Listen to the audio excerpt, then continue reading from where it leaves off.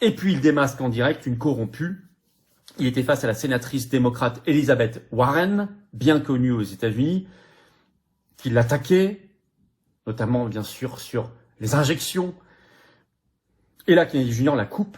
J'ai partagé l'extrait sur mes réseaux sociaux, notamment X et F-Filippo, comme Instagram pour ceux qui veulent me suivre. Je l'ai mis aussi sur mon Facebook, Fabien Filippo. Et là, il la coupe, j'ai mis la vidéo, et il lui dit « Je sais, sénatrice, que vous avez pris 855 000 $ de l'industrie pharmaceutique. »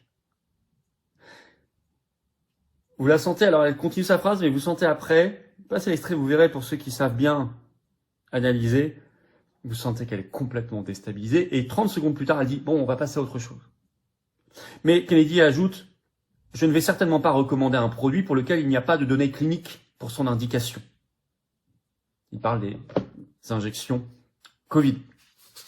Il était interrogé là-dessus. 855 000 $ de l'industrie pharmaceutique. Là, quand vous dites ça en plein congrès, donc sous serment en plus, devant les caméras, c'est repris dans tous les articles, la vidéo circule ensuite partout, vous frappez terriblement fort. Moi, ce que je vois arriver en France, c'est la merde. C'est la déclaration de guerre contre la Russie, c'est tout ça.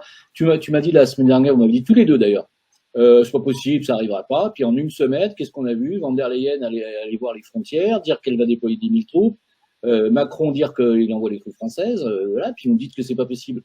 Moi, je vous dis si, ça va être la merde. Et ils s'attendent à ce qu'il y ait des milliers de blessés en 2026, en mars. Donc si vous comprenez pas qu'il va y avoir la guerre, je sais pas quoi faire de plus. Voilà, c'est pas compliqué à comprendre. Il va y avoir la guerre. Et d'ailleurs, la Russie, Poutine a dit attention, c'est pas du tout acceptable. Ce que vous voulez faire en Ukraine, envoyer des troupes et tout, non, non, non, non, non. Donc, on va voir. À suivre. Mais moi, j'espère me tromper. Voilà. Ah, il se trompe, Abdel, ou pas? J'allais dire lamentablement. Alors qu'il connaît bien le système, il connaît bien tout ça. Mais c'est vrai que ça donne envie d'y croire, parce que tu entends Macron qui est là, Van der Leyen. Bon, déjà, ce qu'ils ont dit, si vous prenez déjà dans les termes, c'est qu'ils ne vont pas faire la guerre, ils vont venir après la paix. Donc déjà, les 26 pays qui vont venir en Ukraine après le traité de paix. Donc déjà, ils n'ont pas dit on va aller faire la guerre. Ils ont dit on arrive après une fois que toute la bataille est finie. Mais non, mais les gars, il faut être logique. La France et l'Europe n'ont pas les moyens de faire la guerre à la Russie. Donc déjà, sous-entendre qu'il peut y avoir une guerre alors qu'ils ne peuvent pas, c'est déjà rentrer dans ce que le gouvernement veut, enfin ce que l'État veut, ce que ce système veut, c'est-à-dire qu'on utilise une peur de plus après le Covid, après le chômage, après tous ces trucs-là, on va rajouter tiens la peur de la guerre. Non, il n'y aura pas de guerre. Je vous ai déjà dit, la guerre, elle a déjà été faite. 4 milliards d'êtres humains sont vaccinés. Vous avez une grande proportion, plus de la majorité des gens qui sont vaccinés. Vous avez toute la bouffe qui est dégueulasse. Vous avez tout, on apprend du sexe à l'école aux gosses. Qu'est-ce que tu veux? Qu'est-ce qu'ils en ont rien à foutre d'aller en Ukraine? Non, par contre, ce qu'ils vont faire, ils vont mettre des troupes pour faire style. Ils vont envoyer, je rappelle déjà que la France a toujours été engagée en Ukraine depuis le début. Il y a toujours eu des soldats en Ukraine. Il y a toujours eu les légionnaires et il y a toujours eu les officiers qui formaient les Ukrainiens, notamment aux armes qu'ils avaient. Mais je rappelle aussi aux gens, pour ceux qui ne le savent pas, c'est que la France elle a 400 chars. Dans les 400 chars, il y en a 200 qui ne marchent pas.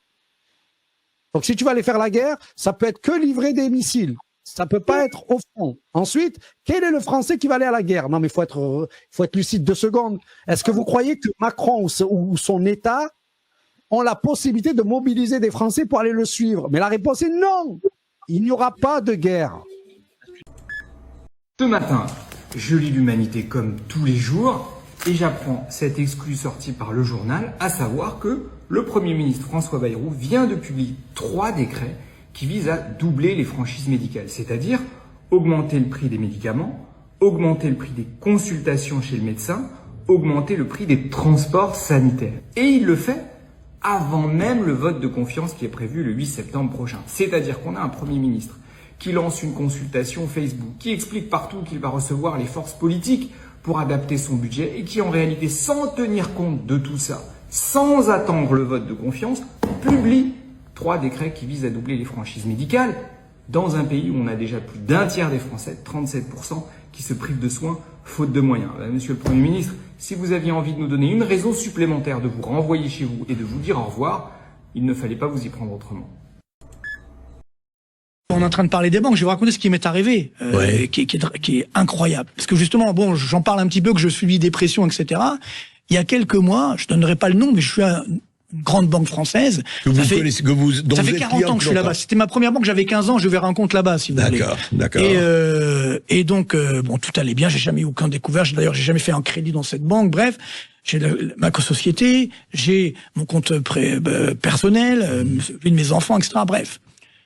Il m'appelle donc il y a quelques mois, le patron de la banque privée, il me dit voilà, écoutez Marc, on est désolé, mais notre banque ne veut plus travailler avec vous. Je dis ah bon, mais pour quelle raison? Pour quelle raison? Parce qu'il faut peut-être une raison. Et ça, j'ai découvert, bien on apprend tous les jours, en me disant qu'effectivement, eh bien, la banque n'a pas à se justifier pour fermer des comptes.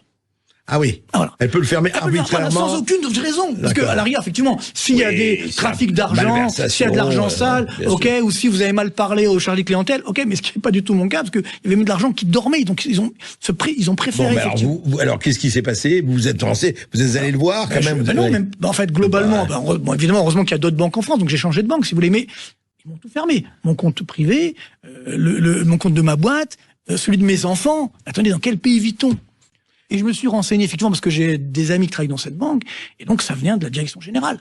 Donc c'est politique, soyons clairs. Par rapport à vos déclarations. J'imagine, bien entendu. Qu'est-ce que j'ai fait de mal? Il n'y a aucune justification pour faire ça. Donc c'est ça qui devient très dangereux en France. C'est-à-dire que le fait de faire ce que nous faisons aujourd'hui, là, de dire la vérité, de dire les choses, simplement. Dire les choses. Eh bien, voilà, c'est ce que disait Orwell, dans un moment de supercherie universelle, dire la vérité devient un acte révolutionnaire. Absolument. Et donc, moi, si vous voulez, moi, je suis tombé. Genre, même encore aujourd'hui, vous voyez, j'en parle, je voulais pas en parler, mais bon, voilà, parce que pour vous, André, je vous en parle. Je me dis, c'est quand même incroyable. Nous sommes en France. Regardez, parce que comme ils savent qu'ils peuvent pas m'embêter, ils peuvent pas me faire grand-chose, évidemment. Donc voilà, voilà où on en est aujourd'hui. Et alors, c'est pas fini. Maintenant, j'ai même 2 contrôles fiscaux. Un personnel, un sur ma boîte. Là aussi, j'ai rien à me reprocher, mais voilà. On fait en sorte de vous mettre des bâtons dans les roues parce que vous dites la vérité. C'est extrêmement. Je pensais pas le dire, vous voyez, donc voilà, je le dis, mais voilà où nous en sommes aujourd'hui. Et pour tout vous dire, j'ai fait une émission la semaine dernière, un de vos concurrents, mais néanmoins amis. Je vais raconter l'histoire. Un présentateur connu, aussi connu que vous. Eh ben, il m'a dit qu'il y a eu la même chose. Il a fait une interview, bref, de personnalité française. Donc ça s'est mal placé.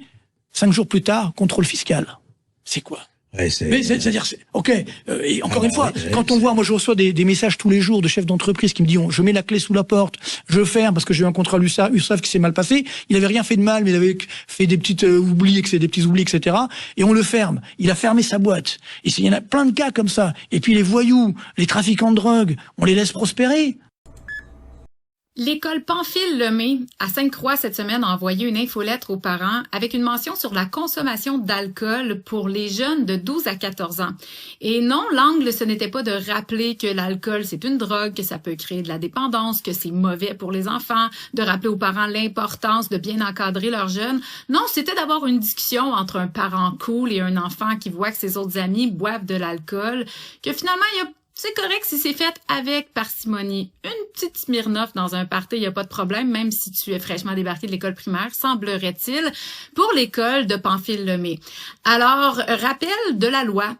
Un adulte n'a pas le droit d'acheter de l'alcool à un mineur, sauf dans des exceptions. Par exemple, un parent pourrait effectivement décider d'acheter une seule consommation ou d'autoriser son enfant à boire, mais il n'a pas le droit d'en acheter pour les autres. Et un jeune de 18 ans, de moins de 18 ans ne peut pas acheter de l'alcool. La raison pour laquelle on s'est tous entendus collectivement là-dessus, c'est parce que oui, ça peut être dommageable pour la santé. Et oui, l'alcool, c'est pas vraiment bon pour le développement d'un jeune. Et là, l'école est allée complètement invalider le parent qui aurait pu adopter une attitude stricte de non, tu ne boiras pas dans un party parce que dans leur petit papier, c'est écrit qu'il n'y a pas de problème, une consommation, c'est correct par rapport à ton âge. Alors, j'invite tout le monde à partager pour rappeler aux autres écoles secondaires qui pourraient être tentées d'envoyer ce type d'infolettre que ça n'appartient qu'aux parents de juger comment il éduque son enfant par rapport à l'alcool. Canada's officially the dumbest fucking country on the planet, and so are most of the Canadians that voted for this. I'm not even kidding. You guys are so dumb that you don't even realize the police chief is trying to tell you right now to lose all ability for your survival skills. That's the PSYOPs. So if you don't know what's going on, we had a guy break into a home in Welland, Ontario and rape a 5-year-old child. He essayed a 5-year-old child while the parents were sleeping. And you want to know what's happened to him? Nothing. He's out on bail. Why? Because Canada loves rapists and criminals just like their entire fucking government. And the people that voted for this are so stupid. You actually deserve this. I hope your homes get doxxed so that these foreign criminals can come in, bend you over just like the government did in 2020 when you complied for this, you little lab rats. And then you call the fucking government on your neighbors and your friends and everything because you're so stupid. If you don't know what's going on, there's been a bunch of gun crime, illegal gun crime, because you took away gun ownership, and by illegals who are now going into homes in Ontario and literally taking whatever they want. And you want to know what the police chief said? He said comply. He said Canadians should comply, and if you don't, we failed as a community. Just listen to this piece of fucking shit and what he says. But as it stands, we know the best defense for most people is to comply, as you've just heard a number of just comply, you guys. Recommendations will allow for those that are victimizing members in the community to leave and not harm anyone. Why didn't we think of that? It sometimes can fall on deaf ears when members feel like they have to take matters into their own hands. And the only thing I'd say is, if we are going to rely on our community members to take matters into their own hands to solve this problem, we have all failed our community. Yeah, you dummy Canadian pieces of shit, comply. You're so racist. If you fight back, you're racist. Ew. Dear women in Toronto who have been getting raped, comply, you dumb bitches. Comply. This is what you voted for. You love this. Equal rights for everybody, right, you guys? If somebody comes into your home, comply like you did in 2020. If they try and rape your children, comply. You know, get the camera out, have a little fun with it. You're Canadian. You don't deserve to live. You don't deserve to actually, fight back. You're just a piece of shit that the government uses as punching bags and tax slaves so that they can keep funding the tax laundering money in the Ukraine. Comply, you stupid fucks. That's what the government is telling you. That is the PSYOPs. And I swear, all of the 70% that fucking, did this are gonna listen to this exact same thing because you're dumb and you're stupid and you deserve it.